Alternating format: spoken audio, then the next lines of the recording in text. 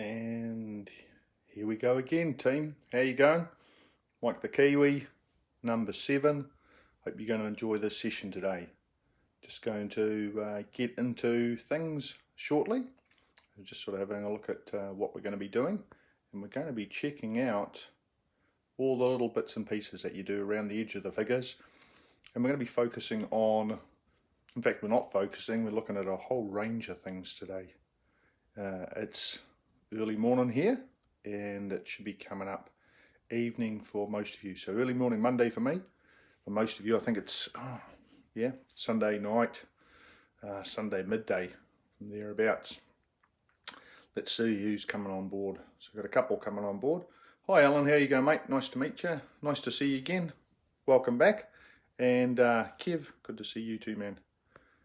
And where are we, folks? So autumn time, so it's still a bit dark outside, so the light might be a little bit not quite as sharp. Anyway, today what I'm looking at, I've got a bit of detail down here. I'm going to be working my way through. I'm going to look at what I call the bits that sort of finish off the figure. We're going to be looking at particularly a little bit of discussion around leather, a little bit of discussion around metal and other materials. And I think with Uncle today, we'll just have a look at, for the actual practical part of the session, we'll do a little bit of starting the painting on his leather holster.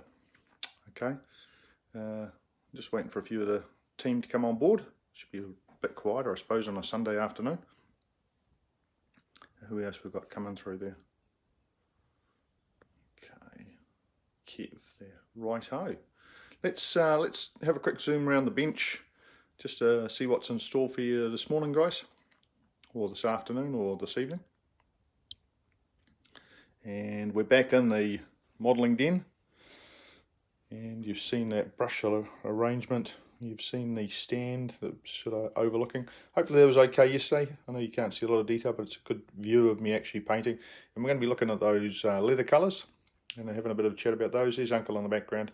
And we're going to be looking at metals and coming back on that one later on. Any questions just while we're sort of getting our started when it talks about leather and metals? What sort of things would you guys like to know? Right, let's pull back out of there. Let's grab a seat. Get all my training aids ready for the morning. Don't need that fellow. Righto. Light's not too bad there. Coming through. Pop on the glasses. And Danielle, good to see you again, man. And Elspeth. Hi Ali, how you going? Nice to have you on board. Righto. Second righto. Better be careful on that one. So first off, what I want to do is do a quick recap and a thank you as I'd like to be able to do on this. Bonjour Philippe. What I want to do is I want to just quickly recap. Yesterday we did textures. Before that we were doing flesh. So this section is all the other bits that go on top of the clothing. And some of those will relate to the textures. We'll talk a little bit about that. And some of those are extra equipment that figures would be carrying or have around them. And we'll talk a little bit more about that as we go. In terms of today, I want to put a big thank you out to my mate Darren Parker Mead and Nino Pizzuchemi, the two main fellows behind Tommy's War. And I was sort of thinking about that, you know, I think Darren's been coming up 10 years on this process, and early on he connected him with Nino and decided on Nino as his primary sculptor, and that's been the case right through. I know he's coming up to 900 figures. The reason for mentioning that is because I think a critical choice that you make when you're doing figure painting is not just the subject, but the quality of the sculpt that you've actually got. And I think that's a really important part of the process. I think you've got to think that through, right? And for me, it makes a world of difference to actually have a good sculpt to start with. Now, I actually do a lot of prep work. I do a lot of undercutting. I get underneath the edges of the pockets. I get underneath the edges of the collars. I get around the hands. I'm always hollowing out the cuffs. So one of the things I don't like is I don't like that sort of solid block on a cuff. So I always hollow that out. In the case of Uncle, I've actually gone underneath his jacket, for example, and hollowed all that out. That's a lot easier with a good sculpt, and there's a lot less of that to be done in terms of that process.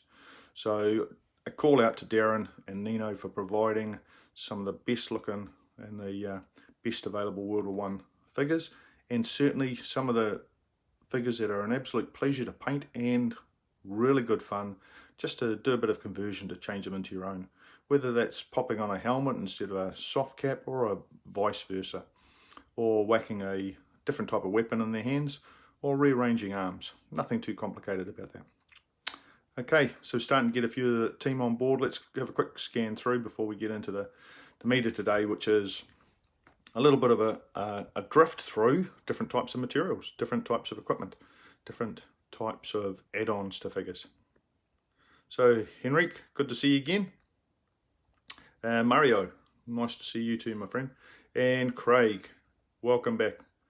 Loving seeing the old Rev all finished, and looking forward to seeing that third little fellow commenced and get started.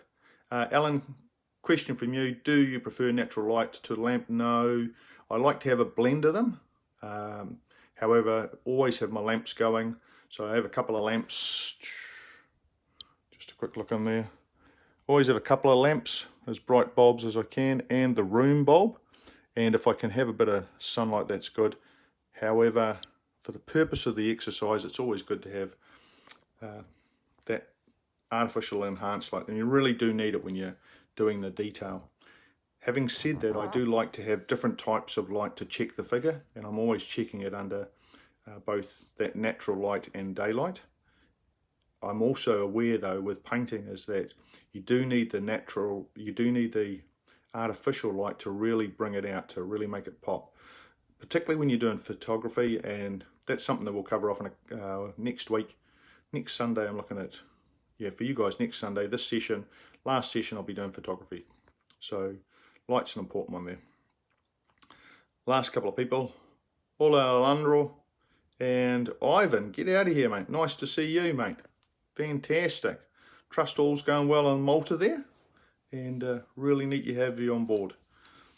I'd love you to say hi to all my Maltese friends. That's one place in the world I certainly would love to come back. When the world's back to normal, Malta's a place that I'd love to return to.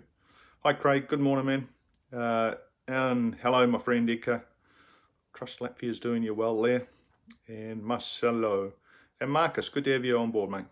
Glad to see you made it today. Righto, and Tony, let's slide these comments away. I'll pick some of you up later on. Let's get into the meat of this session today, which is all the little extra bits and pieces. So just slide those comments out of the way. So in terms of today, I talked about textures yesterday. Had a little bit of a recipe in terms of textures around what you're thinking there. And for those that joined me, they were around the texture itself, the depth that you went into the research, understood how it was constructed, understood how it functioned, and the detail behind it. And the last one was just around the scale. And I talked about scale, simulating versus replicating. So in the smaller scale, this 1/32nd, 1/35th scale, what I'm looking at simulating. And that's particularly relevant for the materials I'm going to be talking about today. So today we're going to be talking about the bits, the materials. We're talking about, for me, sort of as I thought through this, there's another rule of three that I'm going to use. So the rule of three I'm looking at for these materials is one around sheen, okay? The second one is around surface effect, and the third one is around wear. So sheen, surface effect, and wear.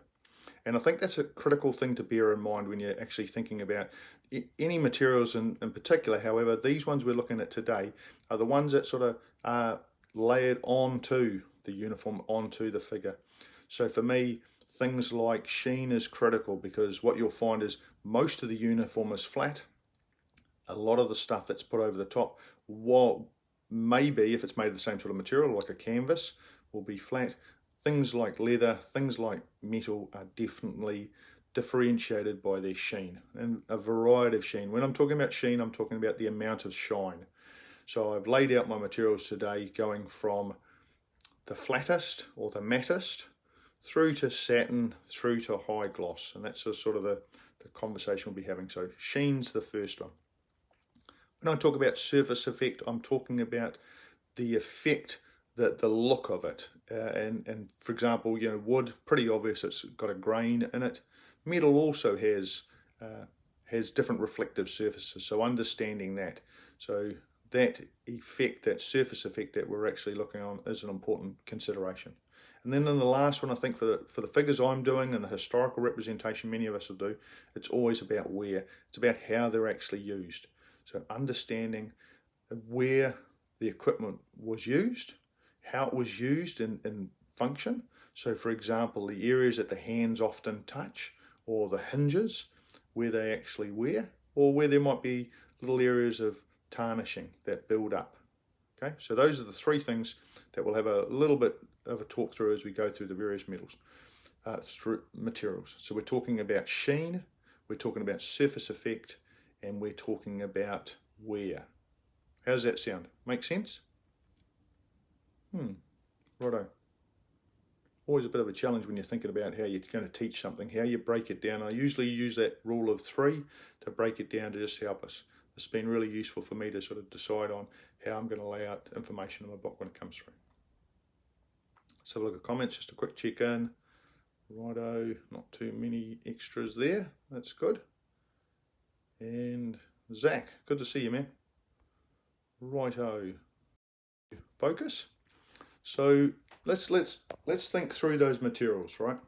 Again, I mentioned it yesterday, most of the materials that we're looking at are actually, for the era that I'm working in, World War I, most of them are man-made, are natural, being man-crafted, I'd call, as opposed to man-made. So man-made being plastics, not a lot of those in World War I. There were some, a bit of Bakelite, that sort of thing. However, I talk about being man-crafted, so metals, you know, turned into an entrenching tool or a pistol or whatever, so bringing that forward.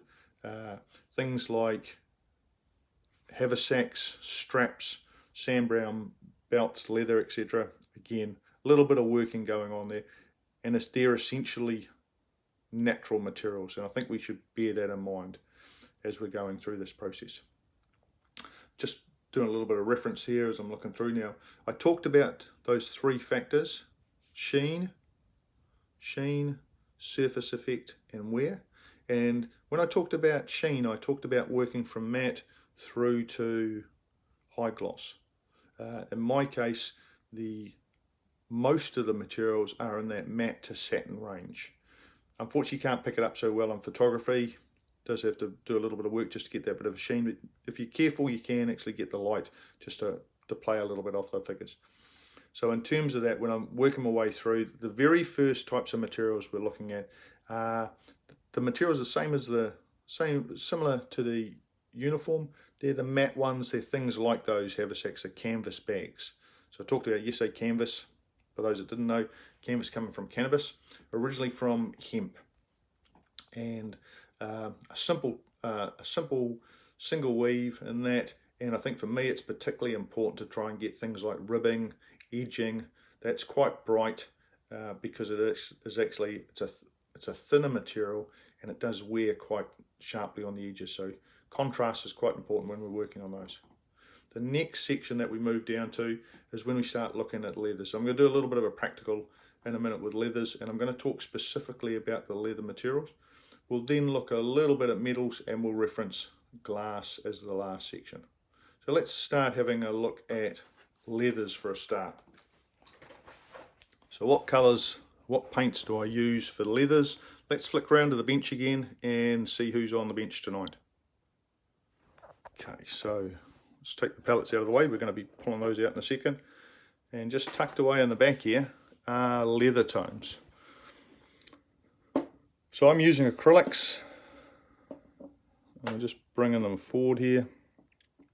To be honest, most of my acrylics for leathers, and I'm going to countermand on this tonight, but I tend to use the Citadel paints. And one of the reasons for that is they're quite reliable in terms of, with a little bit of work, they have a natural soft sheen in them. Colours that I'm using are Zambezi Desert, probably up at here. Okay, and the names are changed on these, but that's certainly, so that little fella highlights, but it's also the base that I use for brass. We'll talk a little bit about brass on there. Always use Zambezi Desert as a base for brass. Just get that light sorted so you can see what I've got there. Starting from Sunburst Yellow Highlight, base colour, typically this Rhinox Hide. Used to be called Scorched Brown, a real favourite. That with a little bit of black shader is a nice dark base for leather. You can't go past Snakebite Leather, of course. Bit of a given for that tanny type of leather. And I mentioned Sunburst Yellow mixed in with this just to sort of brighten the edges. Now, key with leathers, for brown leathers, it's not uncommon to use something like a Dark Angels green just to mix it in, give it a little bit of a deeper shadow in terms of that. And I also use a number of primary colours, so reds, blues, and these fellas, just to sort of vary the leathers. Remember, the leathers start in a natural form. They start as a natural skin. Sometimes they're coated with an orange shade, and then they're actually, the polishing is actually put into the leather itself, and what you're looking is the range of polishing that's going through. Now what I've actually got here is this is a favorite color. Now it's actually called Cocoa Brown, and it's from the Gunsy series. So Gunsy, a little bit bumbly and clumsy to use, but it is a nice one, particularly for the gaiters that the British officers and British dispatch riders, those sort of longer boots that the Brits had, even gunners had those long brown boots. I tend to use that as a base tone and then sort of work that up. Some of you might have seen my little Frenchman that I did sitting down having a cup of coffee, café au lait, and that was what I used on his gaiters. It's quite a bright brown, and it's also it's got a really nice shine to it, that nice leathery clean sheen. So we'll be definitely putting that to use. Maybe not today, but that's the one I use. Now the other one, so those are my go-to typically for leathers. However, what I also have been experimenting with, and we're going to use these again today, the Master Series paints, MSP. And what's really neat about those, I don't know if many of you have seen those around the place, just doing a little bit of a mix up there. Master Series paints, they come in a system. Okay, and this is the system. So they typically come in sets of 3. Out of the US, this one's got ruddy leather, followed by oiled leather, and this burnt orange colour.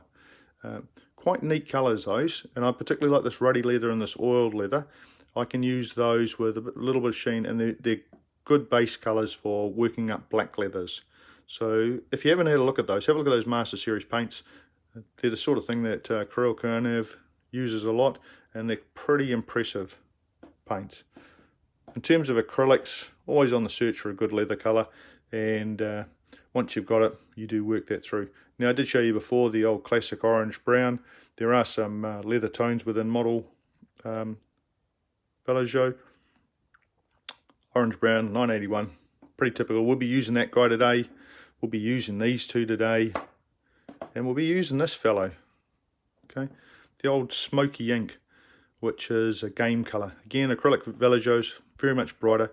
That brings a real sheen. That's semi-transparent, more of a wash or an inky colour. That's critical for when we're doing leathers, I think. Okay, so we'll just pop those guys away. Those are the ones we're going to be using today, but we're going to actually zoom down on. Get all these out of the way.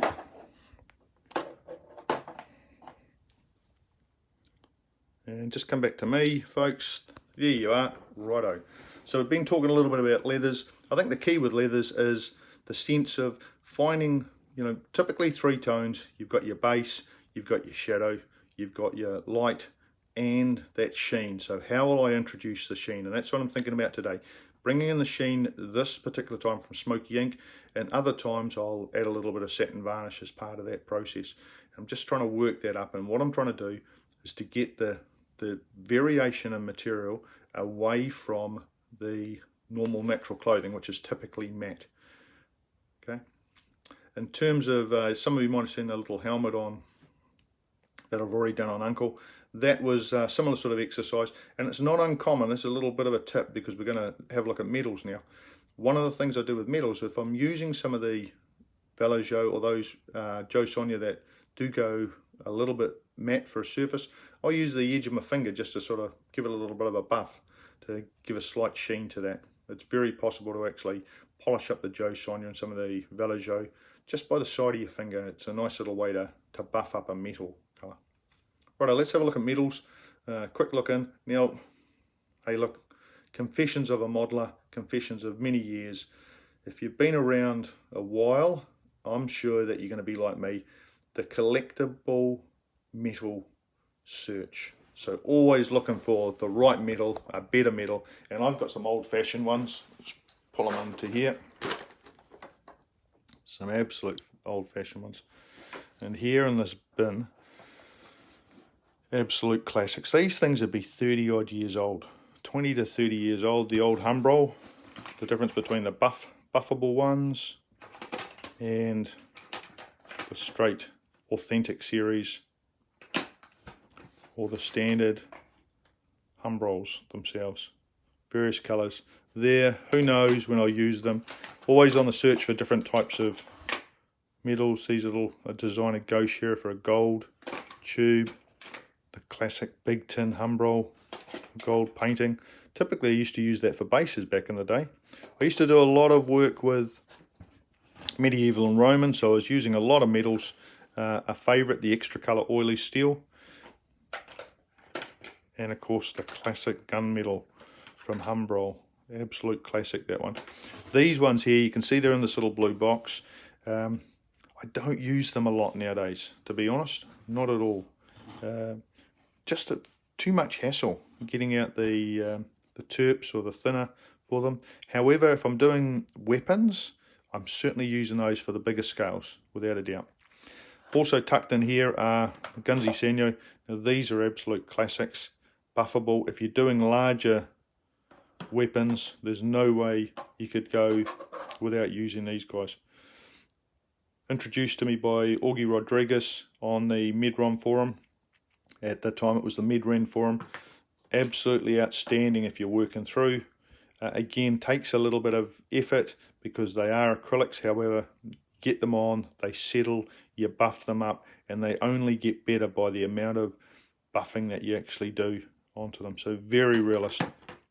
And then tucked away in here, I've got a few, you can see a few of those in there. I've got a few of these, which I haven't really tried that much. The AK True Metals. Had a go, but they tend to be a waxy material. And so for the smaller figures, I find them a little bit cumbersome, but I'm sure they'll be great for armour and weapons on bigger ones. Just in a sample.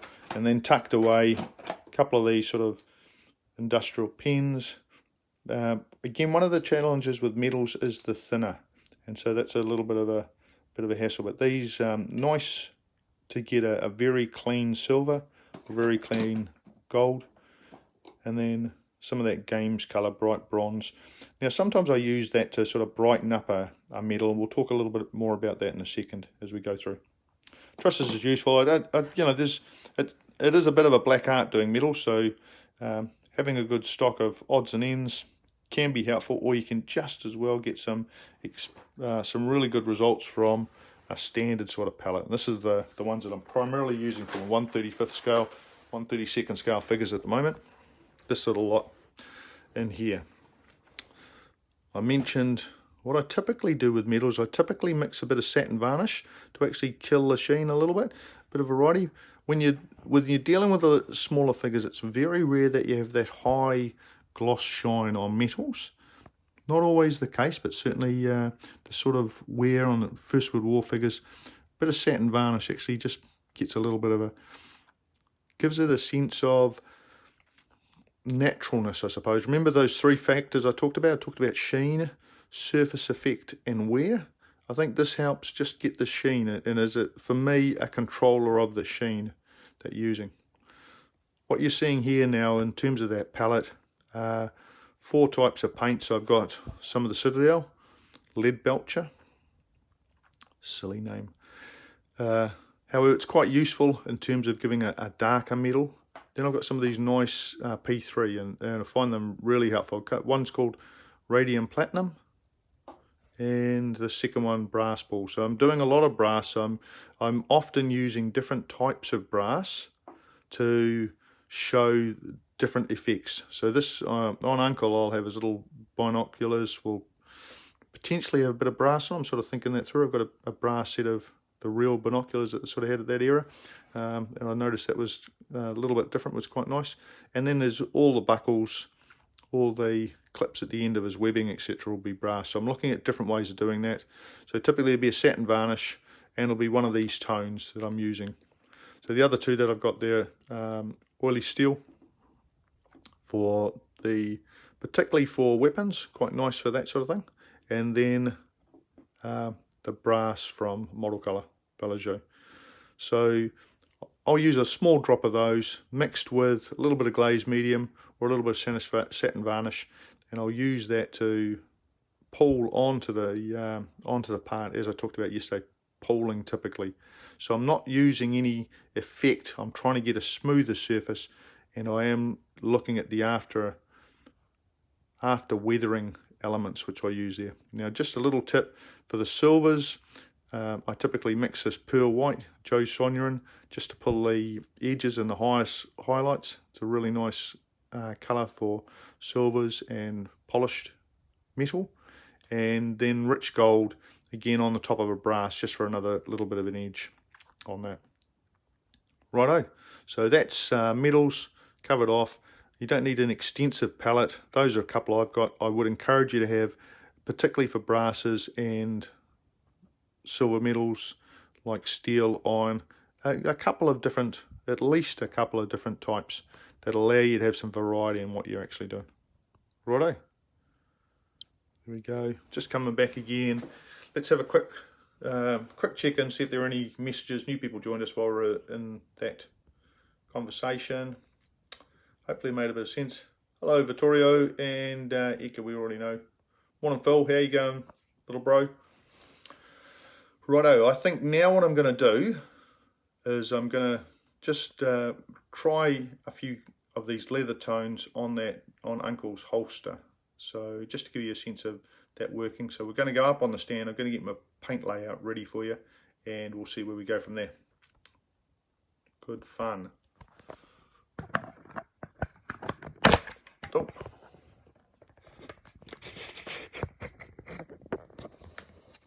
Okay, there's the bench all set.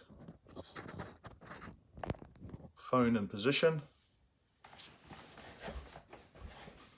A little bit of extra light coming through, might just pop that up there. So I've got my palette ready, and I'm using that original wet palette that I made the other day, still going, a couple of weeks on. It's, as I said, it's still a little bit niggly for me, this particular palette. Because of that raised surface, a lot of the moisture's going down around the sides. So I'm going to move some of these paints out of the way.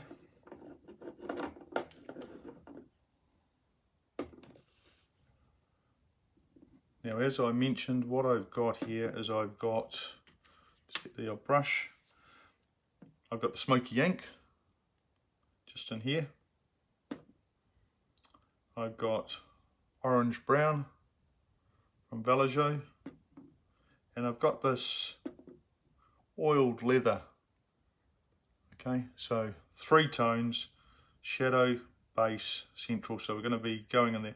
Now what I do have on my palette, I've also got left over from the flesh, a little bit of burnt sienna, Joe Sonia, which I particularly like.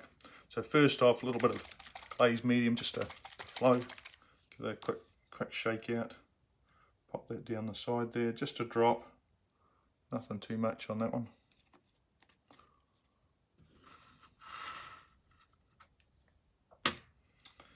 And time for a new paper towel, I think.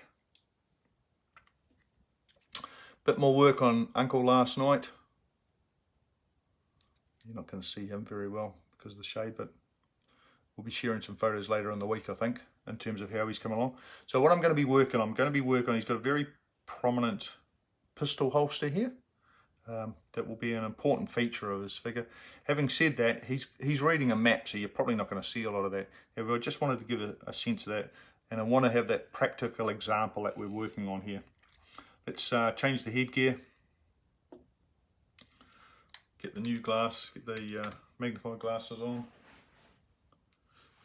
and the headset, as we know. As I said, guys, you know, sort of this is session number 8 that we're working on today, and I'm aiming at 2 more next week. That'll be for Europe and North America next Saturday, Sunday, on the weekends. Saturday we'll be looking at a bit of groundwork, so hopefully get Uncle to the stage where I'm ready to put him on a little Tommy's War base. Have a bit of a conversation around how I might go about putting that together, throw a bit of paint around, all things being well, and then we'll have a look on last day, on Sunday, we'll look at photography. Now bear in mind that for New Zealanders, Aussies, that'll be Sunday, Monday. For Europe, North America, that will be next weekend, Saturday and Sunday. Look forward to joining you on this sort of experiment for that one. Now, first thing, a little bit of dab in just into that glaze medium, and as I said, that's a base. Now this is quite thin, so all I'm going to do is just pop that on as a base colour.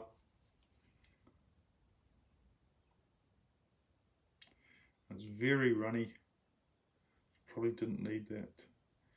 One of the things I noticed with some of these MSPs and Vallejo, sometimes it does take a bit of work to get the pigment coming right. Again, being careful here just to control the paint flow. I don't want it going everywhere, so if anything I'm putting on a little less than I would require. I don't mind it being transparent. I notice there's a little hair there. Blu Tack, modeler's best friend, just to help take rid of that. And as I'm going, I'm thinking about how this is going to be not just a sheen, but remember those other two that I'm thinking about? I'm thinking about the surface effect. So where would it be worn? Obviously the little clip, which he snaps off, it's got a little brass button on it. Around there where he's always unclipping it. The second part, of course, will be the hinge of the leather at the top. It's a really nice tone, this. The other part of it, I'm also looking at how it's constructed. So I did a call out to Nino before. Nino, very good at the detail. So I can see the little constructed base around the bottom. I can see the back, I can see the way he's put that together, and that'll certainly help me as I'm painting this through.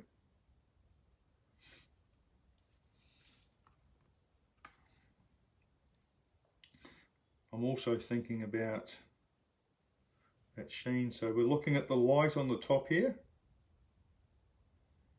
and getting dark as it gets down to the base of the holster. Very nice. It's not until you really get into painting that you do appreciate some of this detail. If you're thinking about how you're actually capturing and trying to bring it all to life.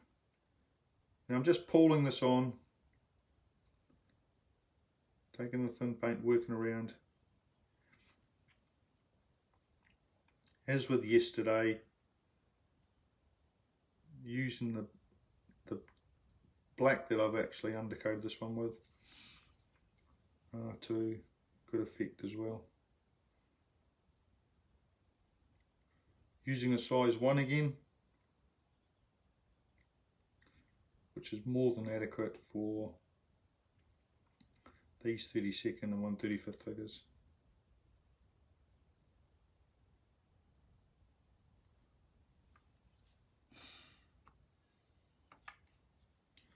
I just want to get that base colour on there first.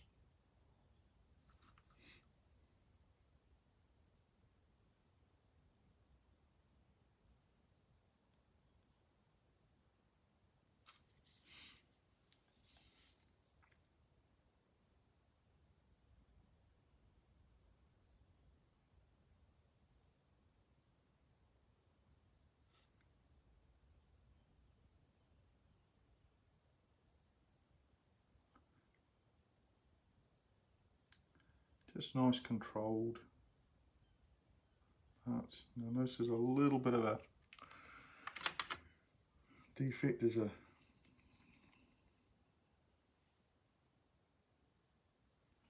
tiny rib just in the front of this holster, which I always have a nice sharp scalpel available. And I'm just going to nick that away.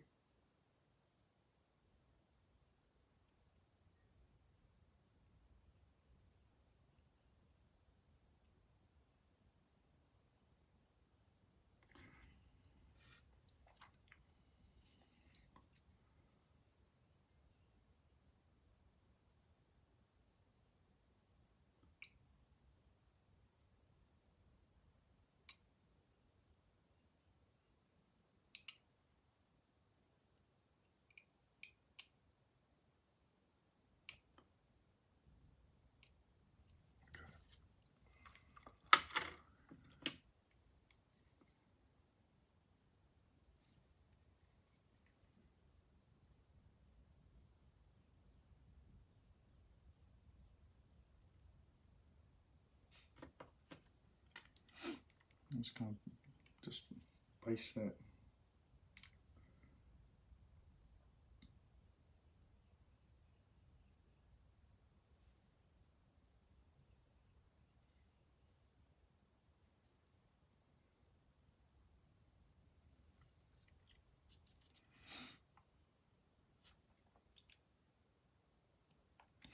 This is actually really nice the way it's got a very soft shine on it, so it's not a very matte paint, which is good.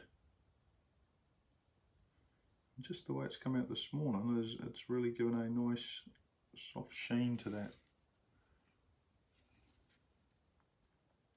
Just one tone. Just bringing that into it.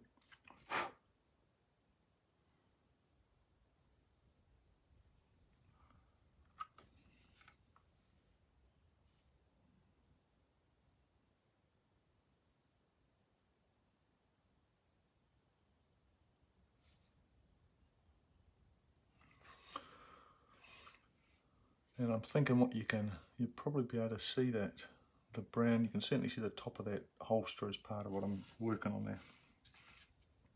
Next bit, I'm going to go for just putting a little bit of light on the top.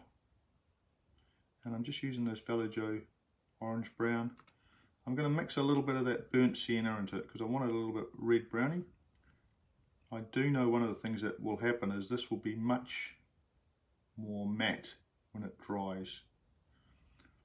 But this would probably be the colour of the original natural leather. I'm just going to run that across the top, around the edges, just around the edges of the flap that's on the side. Just getting a little bit more light on there. I'm going to do some small strokes just on the top of it as well. Important thing here is the light is coming down. The light is coming on that top section, so I want it's going to be darker on the back here and on that front. So that's what I'm trying to emphasize with my painting.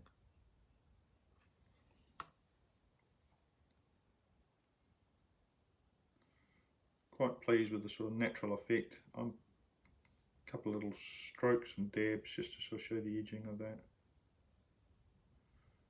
And I'll be pretty pleased with that, how it's sort of coming away. A little bit on the back.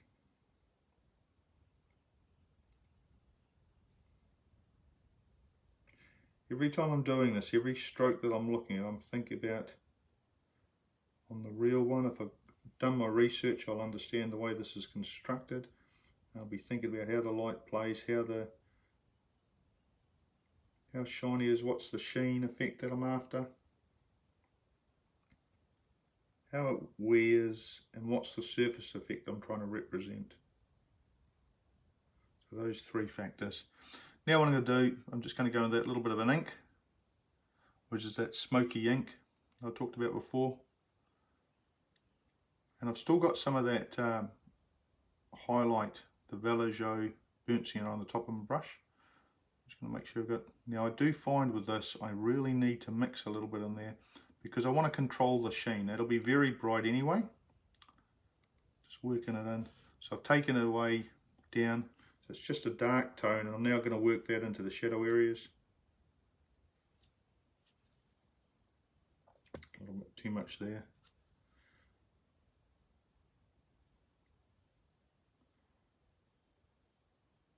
It's kind of a good luster.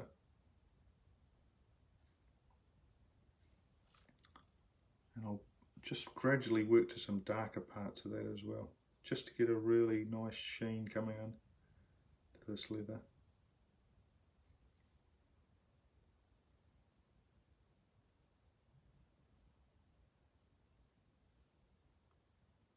A little bit bolder on that one, and a little bit more shown at the back. Now this is quite irregular in terms of the way I'm putting it on. It's not smooth, being leather, so I'm not minding if there's a bit of variation in terms of the way it's coming together.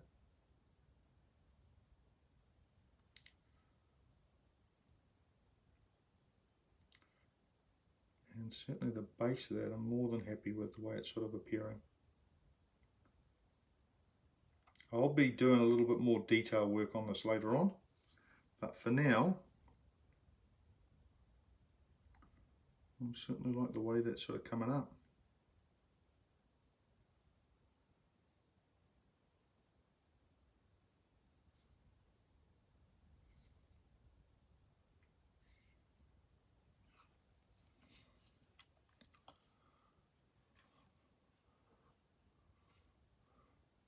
So I've made particular use, let's just come down, let's have a look at them up close so we can see them properly. Just clean the brush off.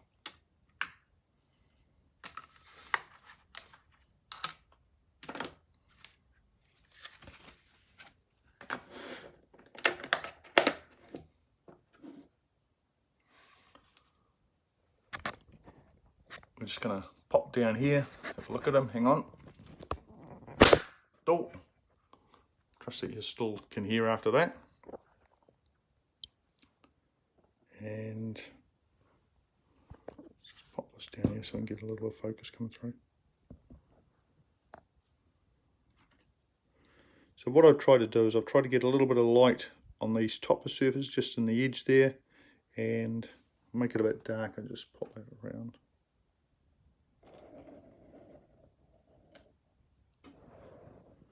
You can really see that coming through.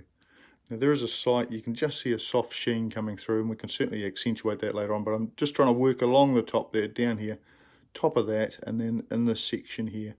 A little bit darker in the back there, a little bit of detail, that bottom base ribbing down there, and that little strip down the bottom as well, in terms of what he's got. And that's a really nice start for that. Lots of variety with leather, so you can really go to town. On this little guy, he's got, this is leather, he's got leather straps up for his binoculars. He's also got a Sam Brown, which is a dark red brown belt coming over here, and his belt. So plenty of variety coming through there. He's also got a leather back chin strap to his helmet. So a lot of fun there, and I'm going to enjoy bringing those textures together. Righto. This could be called the Righto session. So we're going to sign off there now. Trust this was useful. Talked a little bit about different types of materials, particularly looking at 3 factors when it comes to the equipment and the materials. Those 3 factors: the sheen, you see the sheen on my face there, so the sheen, the surface effect, you can see the sort of different colors and the toning, always looking at surface effect. So that's what it looks like, whether it's got a grain, how it's been, how it's sitting in the light. And then the last part is on the wear. We didn't go into the detail, but one of the things I look for when we're particularly doing metals is the tarnishing. So always in brass, a little bit of green, just to have a little bit of that sort of potential verdigris, or the browning, the sort of red browning on the brass. So those were the 3 aspects of materials. And the other thing that we talked about was we talked about moving from the matte, from the uniforms, right through to high gloss. And the last high gloss bit we talked about that I didn't go into detail was around glass. So glass, that's the only time I use on a figure. I will typically use high gloss medium, and that's a simple art medium which I'll actually pull or drop into it. On our little uncle, I used some Elmer's glue for the lenses of his glasses, which did a bit of an experiment. It was really powerful and very neat in terms of that process. So we had the glass.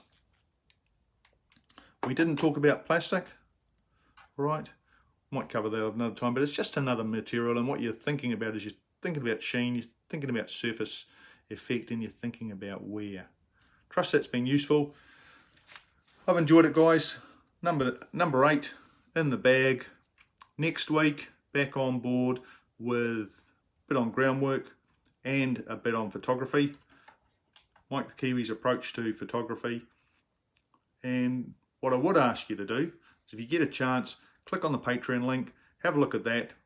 What I will do with these materials, I've decided part of the option there is some detailed videos. I'm going to zoom down and go much deeper on each of these with some high quality footage off my DSLR camera, and we'll be able to use that. In the meantime, you take care of yourself, have a great week, stay safe, stay at home, and be kind. Bye for now.